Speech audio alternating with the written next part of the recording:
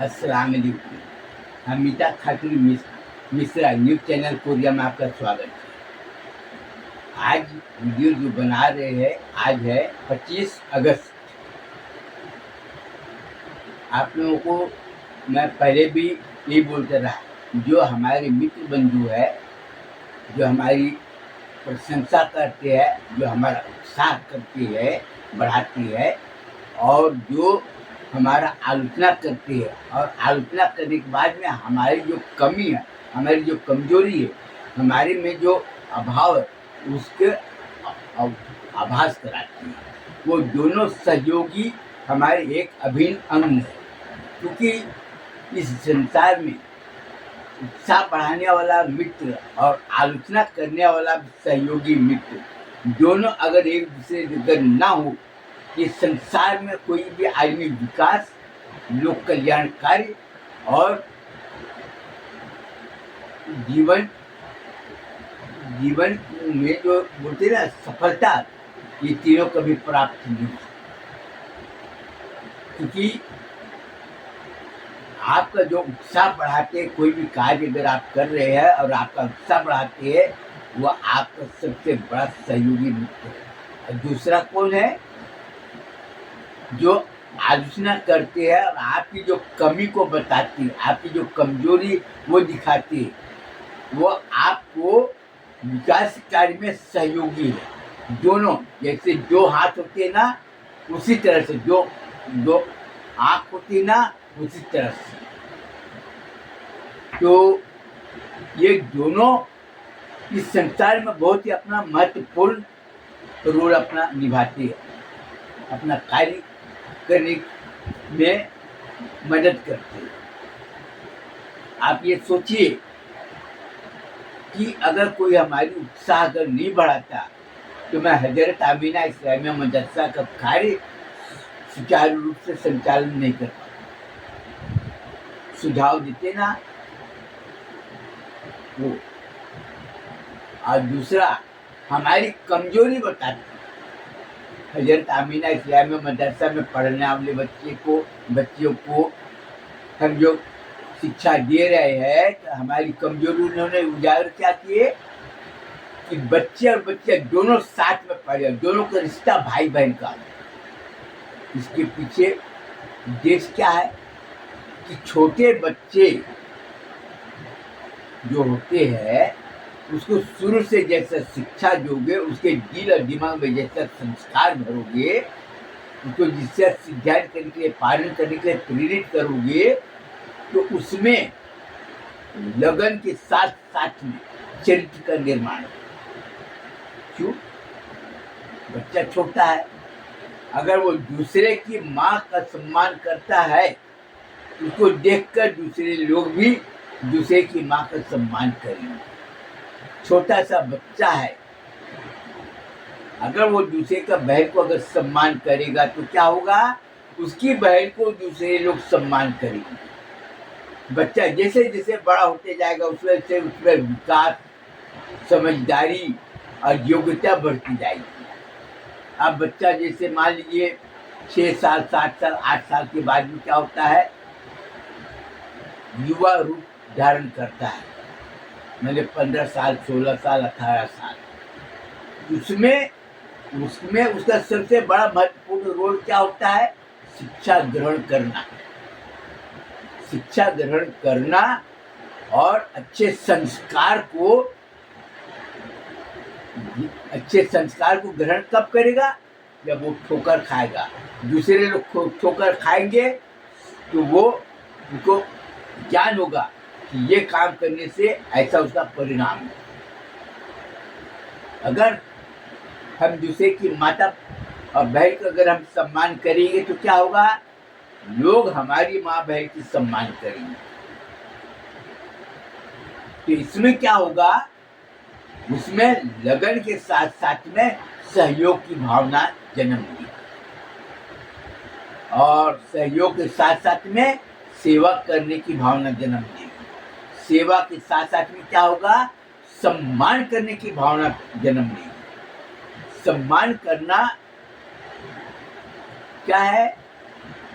हम दूसरे का सम्मान करते हैं तो लोगों को ये पता चलता है कि इसके माता पिता का सिद्धांत और संस्कार कैसा है, चरित्र कैसा है। अभी आपको तो मैं बताया हूँगा, आज से करीब 40 साल पहले की बात है, 45 साल पहले की बात है। हम पेपर बांटने जाते रहे। हमको पेपर बांटना चाहिए, हमको किताब बेचना, जैसे सरिता, मुक्ता, सत्यकथा, मनोहर कहानियाँ, फिल्मी दुनिया, फिल्मी कलियाँ, रजनीगंधा, ये सब किताब बेचते हैं।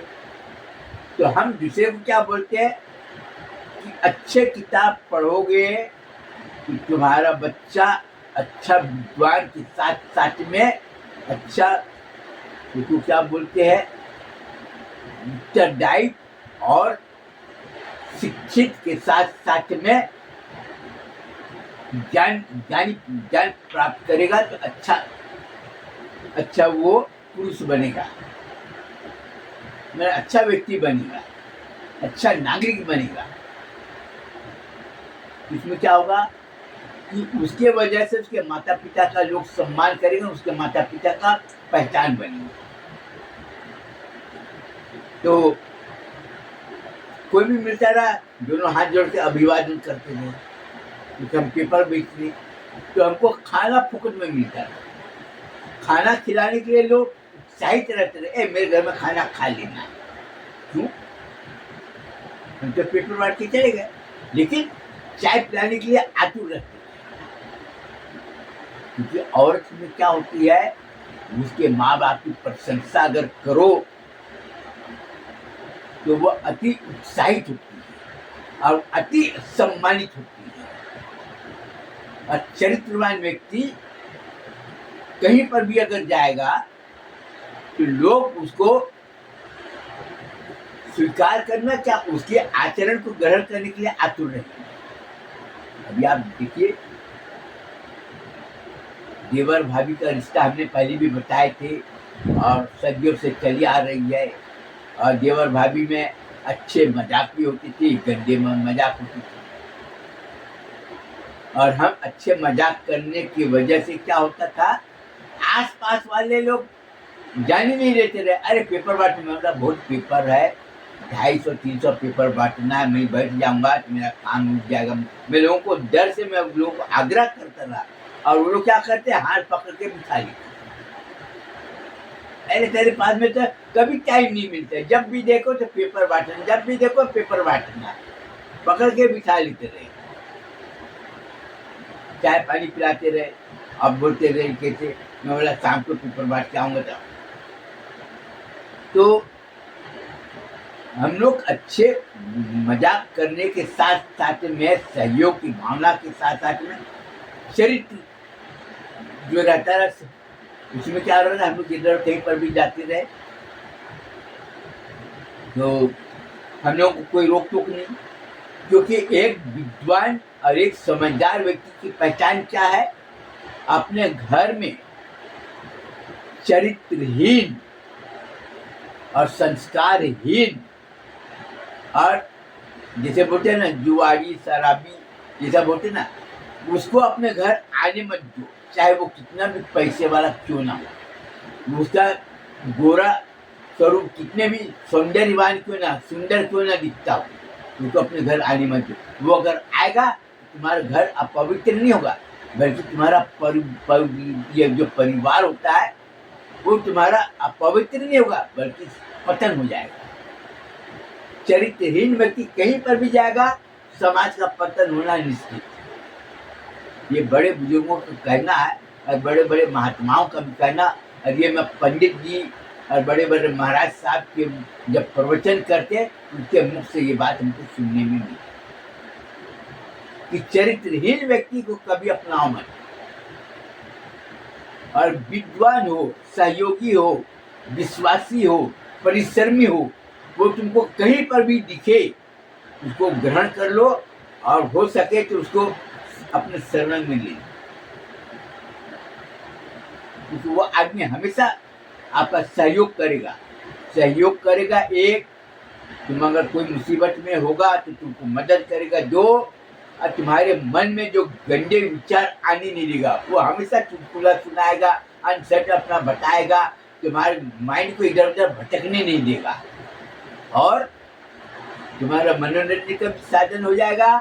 और तुम्हारा कोई काम अगर वो है पता बिना बोले तुम्हारा काम वो कर देगा।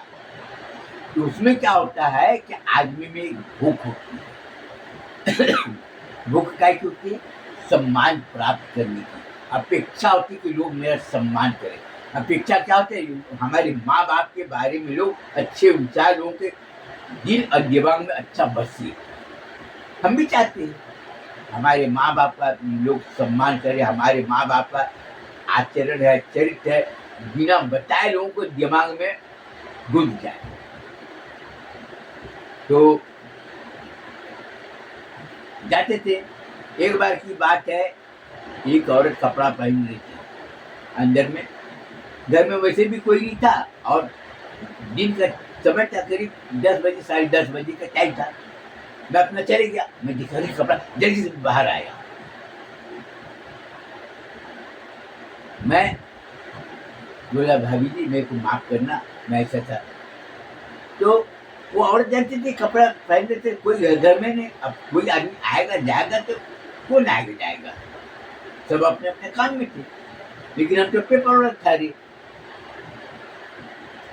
तो क्या हुआ कि ये बात उसके बुआ को पता चली, उसको खूब खरीद हो, वो डांट दी, बोली इसके ऊपर में तुमको उंगली उठाने की जरूरत नहीं, तुमको जो बोलना होगा ना तुम अपने भतीजे को बोलना, हमारे सास ससुर को बोलना। अब और ज्यादा चिढ़ गई, जो का जवाब बिल्कुल कठोरता से दी। तो मजा तुमको। अब उसका पति आया, भतीजा बोला बेटा तुम्हारी पत्नी कपड़ा बदल रही थी, ये पेपर वाला ना वो चले गया और मैं बोल रही थी तो उल्टा तेरी पत्नी वो समझाने का प्रयास कर रही थी, सुन और ज्यादा गर्म। वो सोची कि मैं बोलूंगी तो मेरा पति कम से कम सुनेगा, सुनने के बजाय और ज्यादा गर्म हो गया। तो उसको अपने घर में आने क्यों दिए ये तो समझ गई। अब इसको समझाना बेकार।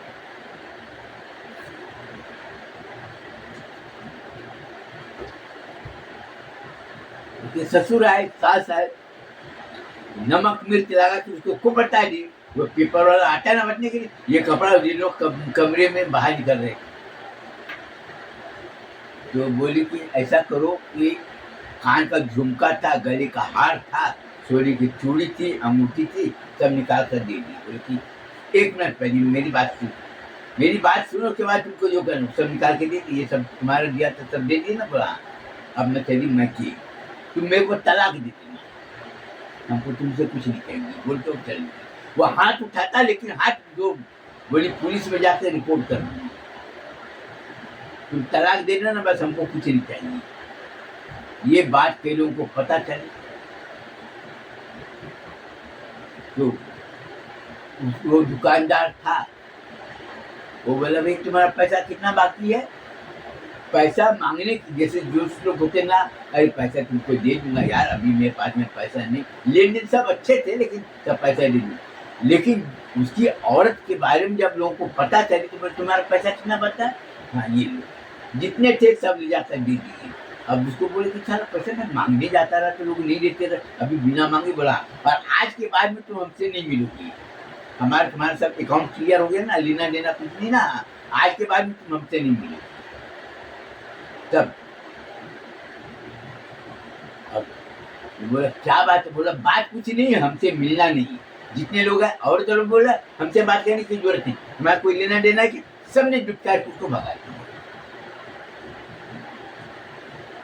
अब उसकी सास दिखी जो और जो बहुए है, अरे क्या बताओ और क्या हाल चाल है, सब ठीक है? हाँ अरे क्या बताओ मैं बहुत दुखी हो गया, वो पेपर वाला है ना आता है हम लोग के घर में। हाँ तो उसको इतना मैं बोलती हूँ कि तुमको कोई भी काम करना दरवाजा में करे, मैं गर्भवती हो गई हूँ, मैं बच्चा गिराने जा रही हूँ। अब और तुमको ध्यान से सुनती क्योंकि बुराई सुनने को, अरे तेरा भी, अरे वही हाल मेरा भी है, दो चार आदमी क्या, अरे क्या बता पेपर वाले ने ऐसा ऐसा कर दिया। लेकिन अब उसकी सास को जो ताना जो मारे ना, व्यंग बाण उसके दिमाग में एकदम कलेजे में खंजर घुस। बोली बहू कैसी बात कर, मतलब क्या करूं, अरे पेपर वाले का हमेशा आता है ना, वो कुछ नहीं करता, बस वैसे उठा के पटक देखता है, मेरे साथ शादी संबंध करता है और उसके साथ मेरा कपड़ा भी गंदा कर दे। अब मैं गर्भवती हूँ, उसको जितना मैं बताई कि ऐसा मत। और उसकी सास सुनी तो खूब खिलखिला के हंसी। बोली कैसी बात करती है तू, तुम्हारी बहू ऐसे बोल रहा है। बोला बोले ना ठीक है चलो। अब हमारी बहू का चाल चलना ठीक नहीं ना, मेरे बहू से बात मत करना। उसकी सास को यही बात कई लोगों ने बताया। अब सब लोगों ने बातचीत करना छोड़ दिए, लेना देना तो भी छोड़ दिए। हफ्ता दिन हो गया, उसके बाप से भी बातचीत करना, पहले नमस्ते करते रहना, सब छोड़ दिए लोगों से। एक दिन बोले क्या बात है बेटा, आजकल तुम हमसे बातचीत नहीं करते हो, मिलते नहीं, जितने सब एकदम पराए हुए। बोला पराए क्या, क्योंकि आप लोग तो इज्जतदार हो, अब हम लोग तो चरित्रहीन है। मेरी पत्नी तो गर्भपात कराई है, हमारी बहू का उसके साथ में अवैध संबंध है। अब हम तो भाई गंदे लोग हैं, आप लोग सब खुद ही दूर हो गए। जो भी जाए तो वही सब बात करेंगे, भाई आप चरित्रवान है, अच्छे है, अपना तो भाई ऐसे ऐसे है, क्या बताओ तो जाए। वो 7 दिन में उसका दिमाग एकदम चकराने लगा, वो सीधे पांव पकड़ लिया। बोला कि मेरे को जो भी सजा देना है ना, ये जो मेरा अपराध, बोला पेपर बांटता है उसके बारे में तुमको क्या मालूम है, ये बता मेरे। बोला पेपर बांटता है, बोला हाँ। बोला तुम्हारी पत्नी कपड़ा बदल रहे, वो धोखा से चले गया, तुम्हारी पत्नी जानती है एक चरित्रवान व्यक्ति धोखा हो सकता है, भूल हो सकता है, लेकिन चरित्रहीन नहीं। तुम्हारी पत्नी चली गई, अब अच्छा हुआ, तलाक के लिए बोल दिए, ठीक है। अब हर जगह जाकर देखा तो सबने यही जवाब दिया कि भाई तुम अच्छे हो, हम लोग चरित्रहीन है, हम लोग तुम हमसे बातचीत मत। बात ही नहीं, और लोग की सीधे मुंह मोड़ लिए। बोला मिलना ही नहीं तुमको, जाओ, मैं कोई लेना देना है क्या, नहीं जाओ। सुनने को तैयार नहीं। अब वो चारों तरफ से निराश हो गया। अब अपने ससुराल गया, वो पत्नी को लेने के दुष्कर के भगा दी, बोलती बिल्कुल नहीं, तलाकनामा हम दे दिए है, तुम्हारे घर पहुंच जाएगा, तुम तलाक साइन कर देना, तो आ जाना। अब उसके आंख में आंसू, सास का पांव पकड़ लिया। वो बोली कि मम्मी जी हमसे बहुत बड़ा भूल तुमसे नहीं हुआ, भूल तो हमसे हुआ। जाओ, अरे तुमको बहुत लड़की मिल जाएगी, अच्छी मिल जाएगी, दहेज भी मिल जाएगा। अभी तुम्हारा उम्र क्या है, तुम्हारे जो बच्चे ना, बच्चे मेरे को दे देना, नहीं तो तुम नहीं लोगे, जब रहो अपने पास, या तुमको बहुत मिल जाएगी, जाओ। वो एकदम रोना धोना मचा दिया। पत्नी को जाकर बोला, मैं तुम्हारा पति हूँ, क्या हमसे भूल नहीं हो सकता, क्या मेरे से ना समझ नहीं हो सकता। वो रोने धोने लगा। तब पत्नी बोली चरित्रवान व्यक्ति तपस्वी पुरुष का अपमान साक्षात भगवान का अपमान। जिसने चरित्रवान और तपस्वी पुरुष का अपमान किया वो इस संसार में कभी सुखी नहीं रह सकता। अरे हमको अगर मुंह काला कराना ही था, हमारे मुंह चलाते, तुम तो कहीं पर भी चले जाओ, मैं चल जाऊंगी। लेकिन वो तो धोखा से आया, मैं तुझको बोल दी कि तू तो मेरा देवर है, कुछ नहीं होता, चलता हूँ। तुम्हारी बुआ ने तुमको ऐसे नमक मिर्च कि तुमको बुआ की बात तुमको समझ में आई, और तुम्हारी पति तुमको मैं बोल रहे थे, तुम और ज्यादा बोल रहे। जाओ, हमको नहीं चाहिए, मैं अपना नौकरानी काम करूंगी, मैं अपना पेट पाल लूंगी, तुमको हमारी चिंता करने की जरूरत नहीं। लेकिन वो नहीं। अपने उसके बाद वो आया, अपने माँ बाप को एक ही बात बोला, मेरी पत्नी चरित्रहीन है ना, हमको तुम्हारे घर से कोई लेना देना। मैं चला। अब उसके माँ बाप तो पहले से दुखी, हर तरफ चारों तरफ से ताना सुन सुन के अब उसकी माँ का कलेजा बोला, बेटा बहू के ऊपर में कोई आँख से बहू के चाल चलन में कोई दोष नहीं। बहू को बोली, बहू कोई भी चीज हो तो हर चीज को समझना चाहिए। हमसे क्या भूल नहीं हो सकता, हमसे भूल हो सकता है। और हमसे बड़ा भूल क्या हुआ है कि मैं बिना सोचे समझे तुम्हारे पर उंगली उठाई। इस सबसे ज्यादा पापी तो मैं हूँ। ससुर भी रो दिए, मेरी बहू तू तो समझदार है, तू तो पढ़ी लिखी है ना। तो फिर आ गई, अपने बहन को बोली कि मेरे घर में दोबारा आना मत। बस हम लोग भाई बहन है ना, बाहर में तुमको जो लेना होगा बाहर में अपना कर ले, घर मत आना। तो क्या हुआ कि तपस्वी पुरुष की पहचान और तप की शक्ति को लोग देखकर डरते हैं। क्यों डरते हैं? क्योंकि अगर हम किसी के ऊपर में झूठा अभियोग लगाएंगे, चरित्र के ऊपर लाछन लगाएंगे, उसका रिटर्न मेरे को मिलेगा। इसलिए कोई भी व्यक्ति चरित्रवान व्यक्ति के ऊपर में झूठा आरोप लगाने को तैयार नहीं, जब तक अपने आंख से न देखते। तो हजरत आमीना इस्लामिया मदरसा में पढ़ने वाले बच्चे को क्या संदेश देता हूँ कि अपने चरित्र की हमेशा रक्षा करना है। अपने मान सम्मान की रक्षा करने के लिए धन को छोड़ देना। अपने मान और सम्मान की रक्षा के लिए तुम्हारे सगे नाते रिश्तेदार अगर हो तो उसको त्याग देना, उसी में तुम्हारी भलाई है। और जिद्दी आदमी का नतीजा तुमको बता दूं कि हमारी आलोचना करने से हमारे में क्या कमी है और हम क्या बताना चाहते हैं।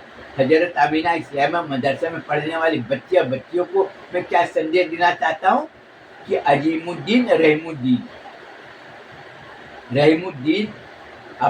अजीमुद्दीन अपने बेटे के लिए लड़की देखी। लड़की गांव की थी, गोरी थी, अच्छी थी, सब कुछ थी, परिश्रमी भी थी, लेकिन पढ़ी लिखी नहीं थी और अशिक्षित और जिद्दी हमेशा नुकसानदायक। अजीमुद्दीन की माँ गई लड़की देखने, लड़की ने क्या किया, उसके माँ का पैर वगैरह सब दबा दी, अच्छे से लोग देखे, बहुत पसंद आया। रहीमुद्दीन को भी बहुत पसंद आया, लड़की बहुत अच्छी है, गोरी है, बातचीत करती है। लेकिन अजीमुद्दीन जान गया कि ये तो गांव की है, पढ़ी लिखी नहीं है और ये हमारे लिए सबसे ज्यादा खतरनाक। अपने बाप को बोला कि मैं शादी नहीं करूँ। बोला बेटा मैं करूँगा, तुम्हारी शादी उसी से करूँगा। वो बेटा समझा रहा है। अजीमुद्दीन क्या है, अच्छे संगत में रहने की क्या है, उनको ये पता है कि पढ़ी लिखी औरत कोई भी गलत काम करने के पहले वो सोचेगी कि अच्छा क्या होगा और बुरा क्या। क्यों? क्योंकि गुलशन नंदा, प्रेम वाजपेयी, रानू और शरद चंद्र, बड़े बड़े लोगों का उपन्यास पढ़ने से क्या होता है कि बहुत से लोगों को अच्छी और बुरी की जानकारी होती है। सत्य कथा, मनोहर कहानियाँ, सरिता, मुक्ता, साहित्य किताब पढ़ने से क्या होता है, लोगों के दिमाग खुल जाती है और उसके दिल और दिमाग में एक ही बात आता है कि मैं ये काम करूँगा तो परिणाम क्या निकलेगा। पढ़ी लिखी है, समझदार, पढ़ी लिखी कोई भी लिख गई तो हमको हमेशा अच्छी बात है। 4 लड़की अगर पढ़ी लिखी है तो हमेशा वो अपने ज्ञान की बात क्यों करेगी? वो चाहेगी कि मैं उससे ऊंची हूँ और वो चाहेगी मैं उससे अच्छी। तुम्हारे में क्या क्या ज्ञान, एक दूसरे का ज्ञान का आदान प्रदान होता है, जिसमें लोगों को उत्साह बढ़ता है। कमी होने के बारे में भी कमी छिप जाती है। बोली बहन तुमको बहुत अच्छा ये, तुमको बहुत जानकारी है, ये वो उससे जानकारी। तो क्या होता है कि पढ़ी लिखी लड़की लोग अपराध करते तो बहुत कम करते, उनको मालूम था। तो उसके बाप ने, अजीमुद्दीन के बाप रहीमुद्दीन ने क्या किए, उन्होंने बोले कि मैं तुम्हारा बाप हूँ, तुमको पैदा किया हूँ, तुमको छोटा से बड़ा किया हूँ, तुम्हारे सब ख्वाहिश पूरी किया हूँ, तुमको पढ़ा लिखा कर समझदार बनाया हूँ और तुम मेरा बात को नहीं मानेगा। ऐसा बोल दिया वो। वो बोला कि मेरा बात को मानना पड़ेगा, क्योंकि लड़की वाले को मैं जबान दे दिया हूँ कि तुम्हारी लड़की हमको पसंद है, तुमको अपनी बहू बनाऊंगा। अब अजीमुद्दीन बोला रुक। वो गया और कमरे से आया, बोला देखो ये शर्ट दिखाया, फुल पैंट दिखाया, चड्डी दिखाया, बनियान दिखाया। बोले ये 4 चीज आपने देख लिया ना? बोला ठीक है। सबको मुड़ा और प्लास्टिक के पन्नी में भरा। बोला कि आप जबान दे दिए ना, आपके मान सम्मान में कमी बिल्कुल नहीं आएगी। आप ये बोलना मेरा बेटा मर गया, मेरा बेटा अगर जिंदा होता तो उसकी नौकरी लगी है, ड्यूटी करने के लिए जाता। बोला आज से हमारा तुम्हारा बाप बेटे का रिश्ता खत्म, और इस जन्म में अब हम तुमसे नहीं मिलेंगे। बाहर जाऊंगा, मैं सबको बोलूंगा मैं हराम का औलाद हूँ। जिस औरत ने मेरे को पाली वो बताइए कि बेटा तेरे को एक झाड़ी में पड़ा था, मैं तेरे को वहां से उठा कर लाई हूँ, तुमको पाली पोसी हूँ। उसके बाद मेरे को जो औरत पाली थी वो मर गई। बता दी कि तुम्हारा माँ बाप कौन है? तो मेरा माँ बाप कौन है जब मेरे को पता नहीं, तो मैं तो नाजायज संतान हुआ बोल के वो अपना चल गया। उसकी माँ ली, बोले मैं तुम्हारा बेटा नहीं, तुम मेरी माँ नहीं। माँ रुकने मारा झटका चली गया। वहां पर 2-3 औरत और थे। तो अब उसका बाप आया, पत्थर उठाया, बोला आओ तुम मेरा कब्र खोदोगे नहीं तो मैं तुम्हारा कब्र खोदूंगा, 2 में से एक। तब वहां की औरत बोली कि अपने आपे से बाहर हो गया, तुम मत जाओ। अब वो भी देखा, अपना रूप दिखाया, ये भी अपना रूप दिखाया, लेकिन वो अब जान गया कि अब ये अपने आपे से बाहर हो गया। वो आया, पत्थर मारा, उसका बाप गिर गया। उसके बाद वो निकल गया। अपना जो गांव था, गांव से अपना बाहर निकल गया। अब आधा घंटे के बाद में क्या हुआ, जब उसको आया कि हमने इसके पर ज्यादा जोर डाले, नतीजा घर छोड़ के चले गए। तुरंत फटाफट आस पास वाले जमा हुए।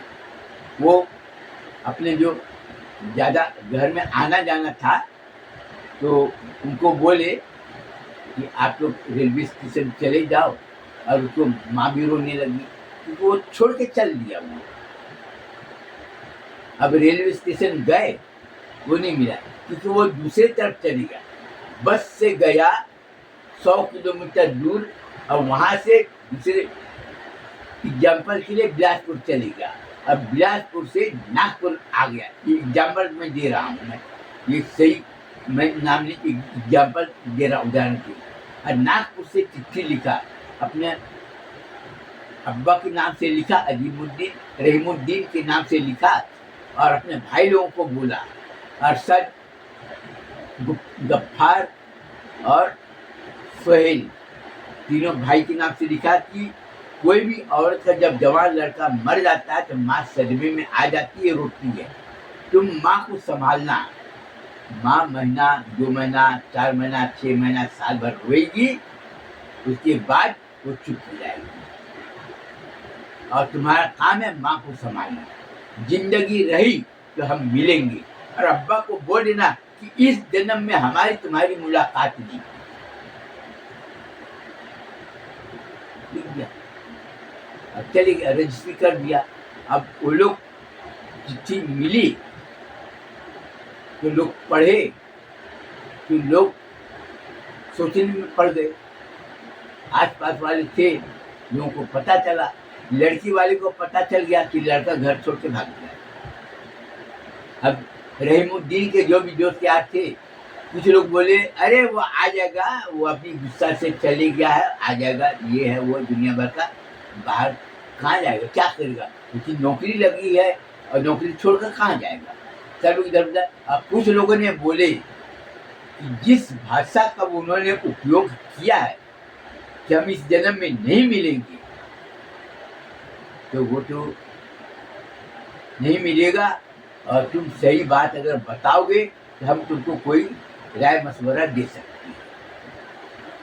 तो औरत लोगों में जानते बता दिया।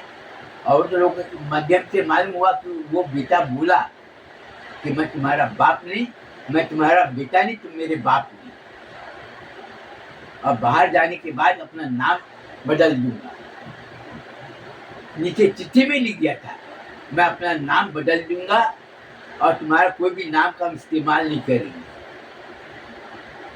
और सबको ये बोलूंगा कि मैं नाजायज संतान हूँ। इस संसार में मेरा ना कोई माँ बाप है, ना कोई भाई भाई, क्योंकि जिस औरत ने जन्म दिए मैं उसको जानता नहीं हूँ और पहचानता नहीं। तो जब मैं माँ बाप को जब मैं जानता नहीं तो मैं क्या बता सकता। लोगों ने ये बात कुछ पढ़े लिखे लोगों ने सुने, जब बोले कि रहीमुद्दीन तुम अपने बेटे की शादी तुम जबरदस्ती उसके साथ करना चाहते। तुमने क्या बोले कि मैं तुमको पैदा किया हूँ। तुम क्या बोले, मैं तुमको छोटा से बड़ा किया। तुम क्या बोले, मैं तुमको पढ़ा लिखा कर समझदार किया। हमको ये बताओ कि अजीमुद्दीन को पैदा करने के लिए तुमको कौन बोला? तुम बोले ना मैं पैदा किया हूँ, कौन बोला? तुमने बच्चे को छोटा से बड़ा किए, तुमने कौन सा बड़ा उपकार किए ये बताओ। तुमने पढ़ा लिखा कर तुमने उसको समझदार बनाए, तो सिर्फ तुम्हें बनाए कि और लोगों ने भी बनाए? बोले उसके दिल और दिमाग के ऊपर भी इतना गहरा असर पड़ा है कि वो लिखना पड़ा कि मैं जाऊंगा बाहर में बोलूंगा मेरे माँ बाप कोई नहीं। और वो जाकर अपना नाम ही बदल डाला। तुमने जो अपराध किए हो इस संसार में कोई भी आदमी तुमको माफ करने को तैयार नहीं। इधर लोगों को पता चल गया, 2 दिन 4 दिन हफ्ता दिन 15 दिन बीता, नौकरी के लिए ड्यूटी जाना था, अब ड्यूटी नहीं आना। सब लोगों को मालूम हो गया, घर छोड़ के भाग गया। 1 महीना हो गया, माँ जब रोना धोना। अब माँ बोली कि बेटा कहीं से भी तुम बुला दो, खाना पीना छोड़ दो। अब बाप लोगों के टाइम सुन सुन कर चुप हो गया, अब किसी को जवाब नहीं देता, क्योंकि कई पढ़े लिखे लोगों ने ऐसा जवाब उसको दिए कि उसको सोचने के लिए मजबूर होना पड़ा। बोला लड़का शादी नहीं करना चाहता है और तुम जबरदस्ती करना चाहती हो, नतीजा तुम्हारे सामने में है। और वहां से वो दूसरी जगह चले गया, होटल में काम करना। 1 साल तक काम किया, उसके बाद में ठेला किराए में लेके अपना ठेला बेचना चालू कर दिया। केला हो और भी चीज हो बेचना चालू कर दिया। फिर धीरे धीरे वो अपना पढ़ा लिखा तो था ही, अब ठेला से अपना धीरे धीरे अपना और व्यापार को ऊंचा किया। फिर वो पैसा जमा करने के बाद में क्या हुआ कि वो थोक में माल बेचना चालू कर दिया। उसके बाद धीरे धीरे वो अपना पहचान बनाया, लोगों से लेन देन चालू किया। इस तरह से 15 साल में वो कई लाख रुपया कमाया। उसकी माँ को कई लोग बोलते रहे, अरे तुम्हारा बेटा आ जाएगा आ जाएगा। साल भर में 2 साल 3 साल बीता, 5 साल बीता, कोई चिट्ठी पत्री नहीं, कोई नहीं। 10 साल हो गया। लेकिन इधर क्या हुआ कि अजीमुद्दीन का बाप रहीमुद्दीन ने जो लड़की को पसंद किया था अपनी बहू बनाने के लिए, उसकी शादी दूसरी जगह पर हो गई। शादी दूसरी जगह पर हो गई, 1 साल भी पूरा नहीं हुआ, उसका तलाक हो गया। अब आप लोग सबको तो मालूम है कि बुराई बहुत जल्दी फैलती, अच्छाई नहीं फैलती, लेकिन बुराई बहुत जल्दी। उसके माँ के कान में खबर हो गई, तुम जिसको अपनी बहू बनाना चाहते थे ना, उसका तलाक हो गया। तलाक हो गया, हाँ। जिससे उसकी शादी हुई थी उन्होंने बताया कि लड़की की चाल चलन ठीक थी। अब उसकी माँ तो और ज्यादा छाती थी, बोले कि मेरा बेटा समझदार था, लेकिन हम लोगों ने उसके ऊपर में ज्यादा जोर डाले, शादी उसी से करना पड़ेगा, लेकिन वो छोड़ के चल गया। वो और ज्यादा उसकी शादी 3 साल के बाद में फिर दूसरी जगह पर हुई। वहां शादी होने के बाद में जब दूसरी शादी हुई, उसने भी तलाक दे दिया। ये चारों तरफ में फैल गया। क्योंकि बुराई को फैलने में कोई पैसा नहीं लगता और कोई ज़्यादा परेशानी नहीं, बुराई तुरंत फैल गई। उसने बता दी कि हमने इसको बहू बनाकर लाए, ये काम चोरनी, लापरवाही और बुराई करने में आगे, झगड़ा करने में आगे, सब में आगे, तलाक देगी। अब उसकी माँ खटिया पकड़ेगी, बोली कि जिसको मैं गोरी समझ रही थी, अच्छी समझ रही थी, चिकनी बात करती थी, उसकी बात को सुनी, आधे घंटे में किसी को क्या पता चलेगा। लेकिन हमारा लड़का पढ़ा लिखा था, समझदार था, वो देखते ही जान गया कि पढ़ी लिखी नहीं है और गांव की लड़की है और जिद्दी है, मैं नहीं करूँगा। उसकी माँ के आंख से आंसू, हम क्या करेंगे। 10 साल हो गया, कोई पता नहीं। 15 साल हो गया, रहीमुद्दीन रिटायर हो गया, अपने गांव चल गया, रोड के किनारे जमीन खरीदा था, वहाँ पर घर बनाया, दुकान बनाया और अपने तीनों बेटी की, सोहेल की, अब्दुल गफ्फार की और अरशद की शादी कर दिए। उसके भी बच्चे हो गए। उसके बाद वो अजीमुद्दीन आया, अपना नाम बदल लिया, मोहम्मद अमजद खान अपना नाम रख लिया। अब बाप का नाम रखा अब्दुल रफीक खान नाम रखा, अपने अब्बा का नाम रखा अब्दुल रफीक खान। ड्राइविंग लाइसेंस बना लिया, बैंक का पासबुक वगैरह सब ले लिया और अपना इलेक्शन कार्ड भी बनवा लिया उस नाम से, और हर जगह डिक्लेयर कर दिया था कि मेरा कोई नहीं है। तो उसकी शादी भी हो गई, कि बता दिया कि मैं ऐसी हूँ। तो अब जब उसका कोई है ही नहीं तो उसके बारे में क्या बोलेगा। अब तुम्हारे सामने में है, तुम इतना साल से तुम उसको देख रहे, अपना ये कारोबार कर रहा है, मेहनत ही कर रहा है अपना। उसकी शादी हो गई, उसके बाद वो अपने पहले आया अपने गांव में, यहाँ पर नौकरी करता रहा। उसके भाई वगैरह तो उसको नहीं पहचान, छोटे छोटे थे। उसके भाई अरशद की पत्नी से मिला, बोला कि आप उसकी पत्नी? बोला हाँ। अच्छा, ये मेरे तरफ से ये गिफ्ट है और अरशद है, उनकी माँ से हमारी अच्छी पहचान थी, मैं उससे मिलने आया था। अब वो नहीं है तो कोई बात नहीं, और उसको 10,000 रुपये दे दिया, हमारी तरफ से ले लिया। अब बोले कोई नहीं पहचानते। अब उसका अब्दुल गफ्फार नाम था, वो भी नहीं, वो तो 5 साल का था उस समय, वो क्या जानेगा। और सोहेल था, वो 3 साल का था, वो तो और नहीं जान सकता। तो वो अपना चले गया। 11 साल का था अरशद जब घर छोड़ के गया था अजीमुद्दीन, तो ये अरशद 11 साल का था, तो वो भी नहीं। अब 15-16 साल में सब बदल जाता है, अब कहाँ पहचान पाएंगे। फिर गांव गया, गांव में गया तो पहले अपने बहन के बारे में जाहिदा खातून के नाम से पूछा, तो पता चला उसके पास में गया।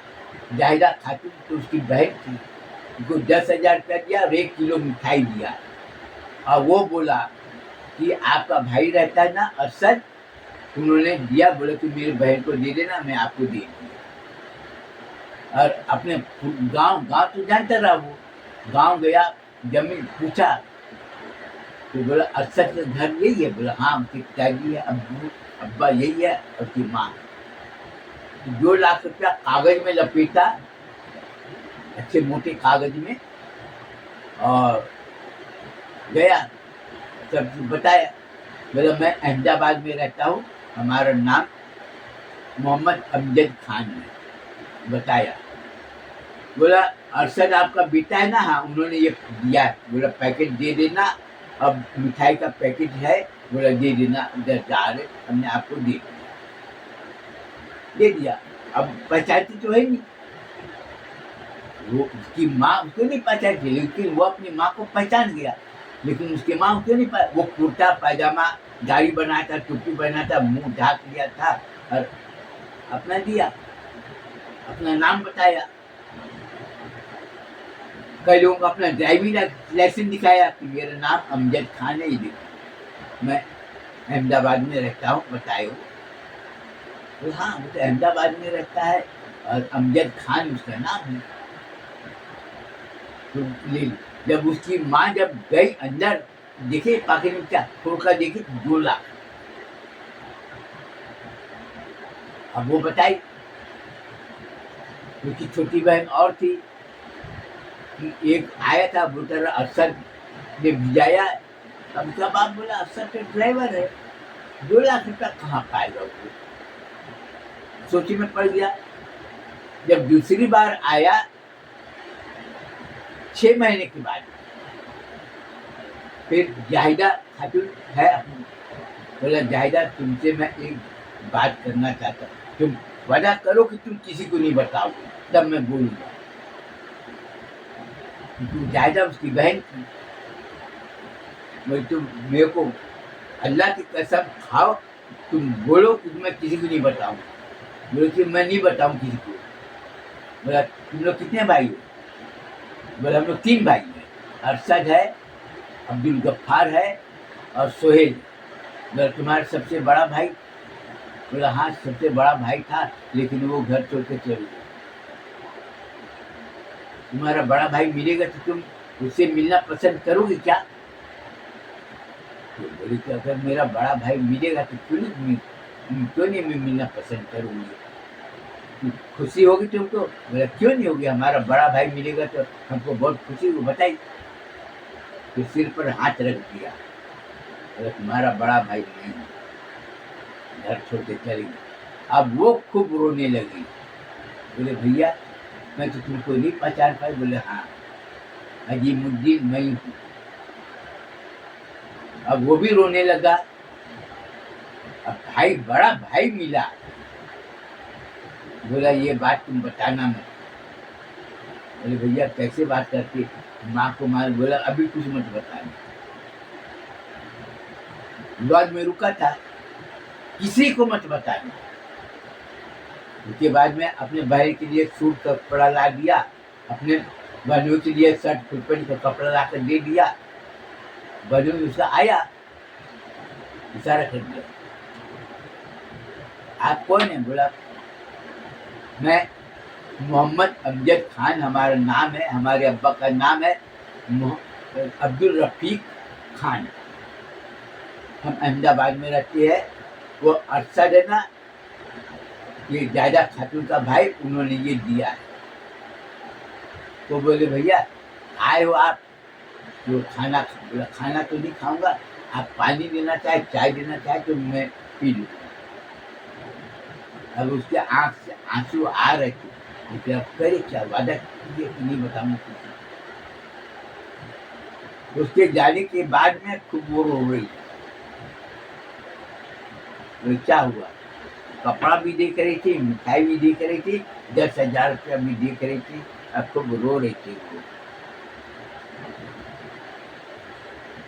तो बोले जायदा क्या बात है, काय को रो रही है? बोला मैं तो रो रही हूँ, मेरी बात तुमको समझ में नहीं आएगा। बोला बोल दो क्या बात है। बोला पहले आप वादा कीजिए कि मैं किसी को नहीं बताऊंगा, ये बात मैं जो बताऊंगी तो किसी को नहीं बताएंगे, नहीं बताएंगे। बोला पक्का? हाँ पक्का। जो आया था ना वो मेरा बड़ा भाई अजीमुद्दीन, जो घर छोड़ के चली। अब वो चौंक गया, क्या? बोला हाँ अरशद इतना पैसा कहाँ पाएगा, वो तो ड्राइवर था। लेकिन वो वादा कर लिया। बोला नहीं। फिर वो अपने वहां गया, गांव गया और कपड़े लेकर गया, अपने माँ बाप के लिए मिठाई लेकर गया और 5 लाख रुपया लेकर गया। और वो गया, बोले अरशद की माँ यहाँ पर, हाँ। वो देखिए, बोला वो अरशद ने ये पैकेट दिया है। बोले पहले तो 2 लाख था, एक कपड़ा वगैरह सब भिजाया है। बोले अरशद इतना पैसा पाएगा का? तब मैं नहीं जानता। मेरे को बोले तुम जा रहे थे, मेरी माँ को दे देना। ठीक है दे दूंगा, मैं तो तुमको पहचानता भी नहीं। दूसरे ने बताया कि अरशद की माँ यही है, अरशद के अब्बू यही है, इसलिए मिलनी, तो मेरे को क्या मालूम। मैं तो अहमदाबाद में रहता हूँ, वो दे दी। उसके बाद वो बचना क्या, बोला मैं थोड़ा जल्दी में हूँ, फिर कभी अगर आऊँगा तो बचूंगा, चाय पानी बाद में मेरे को पिला देना, अभी मैं बहुत जल्दी में हूँ, क्योंकि मैं ठेकेदार हूँ, मैं काम करता, यहाँ पर आया था, वो पैसे ये सब देना थे, दे दिए। अब अंदर ले जाकर खोली तो 5 लाख, सबका चेहरा एकदम, बोले कितना पैसा, एक जानकार आदमी नहीं है, ये नहीं है, कपड़ा ला कर दिया, मिठाई ला कर दिया। उसके बाद आई जायदा आई, बोले कि तुमको कुछ पता है? नहीं, कुछ पता नहीं। बोले कुछ पता नहीं। तुमको लाकर कौन दिया? बोला एक आदमी आया था, बोल रहा था हमारा नाम अमजद है, और वही बोला अरशद कितना पैसा, अरशद पाएगा कहाँ से, मेरे को समझ नहीं आ रहा है। बोला वो बड़ा भैया था, वो देने आया था। क्या? हाँ, अजीमुद्दीन भैया था, देने के लिए आया था। अब उसकी माँ को रोने लगी कि मेरा बेटा आया, क्योंकि मैं पहचान नहीं।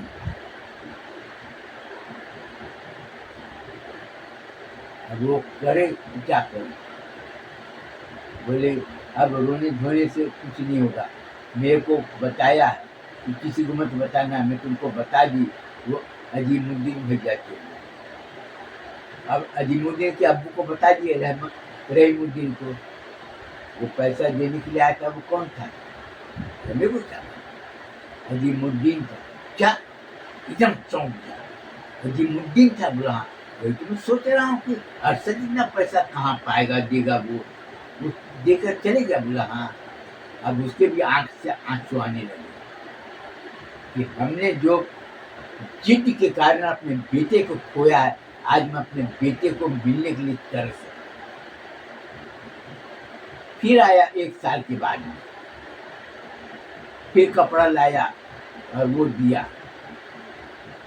बोला वो अरशद ने भेजा है। अब उसकी माँ जैसे देखी वैसे लिपट गई। बोले अजीमुद्दीन, तुम चाहे जितना भी झूठ बोलो, जितना भी छिपाओ, मैं अपने बेटे को नहीं पहचान पाऊंगी। एकदम लिपट के रोने। और अजीमुद्दीन था, वो भी रोने लग गया, क्योंकि भेद खुल गया। वो खूब रोने लगे, एकदम बेचारा इतना छाती पीट के। बोला इतना साल कहाँ था, क्या था, तुमको कहाँ कुछ आता पता नहीं। फिर अपने माँ को शांत कराया। बोला चुप रहो, चुप रहो।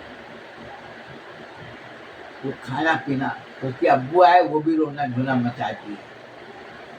बोले हमने तुमको बहुत खोजा था।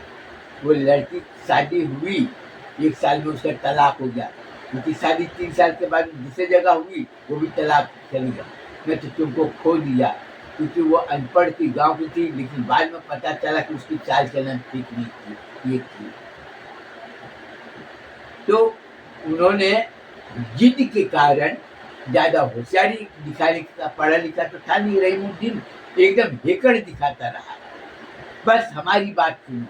तो हजरत आमीना इस्लामिया मदरसा में पढ़ने वाले बच्चों को क्या बोलना चाहता हूँ कि अपने बच्चों को कभी ये मत बोलना कि मैं तुमको पैदा किया हूँ। अपने बच्चे को कभी ये मत बोलना तुमको मैं छोटा से बड़ा किया हूँ। अपने बच्चे को कभी ये मत बोलना कि तुमको छोटा से बड़ा किया, पढ़ा लिखा कर तुमको समझदार। क्यों? क्योंकि तुम बड़ा किए तुम अपने खुशी के लिए, पैदा किए अपने खुशी के लिए, और उसको छोटे से तुम उसके हर जरूरत को पूरा किए अपने खुशी के लिए। तो तुम कोई एहसान नहीं किए, पैदा किए। और उसके दिल के ऊपर में तुम अगर कुठाराघात करो तो उसके दिल और दिमाग के ऊपर में क्या असर पड़े। ये रहीमुद्दीन का वाकया इसलिए सुनाया तुमको कि तुमको ये सोचना है।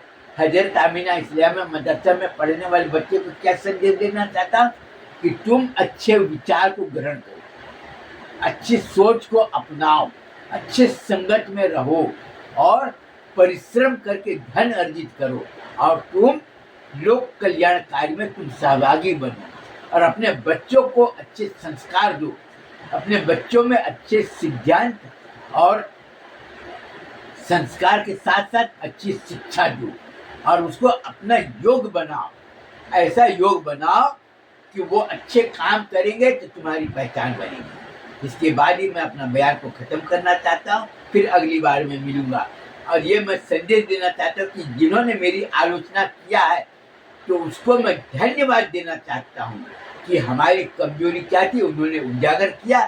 चाहे दिल से मैं शुक्रिया अदा करता हूँ और हाथ जोड़कर मैं उसका अभिवादन करता हूँ। इसके बाद बयान ख़त्म करता हूँ, फिर अगली बार मिलेंगे।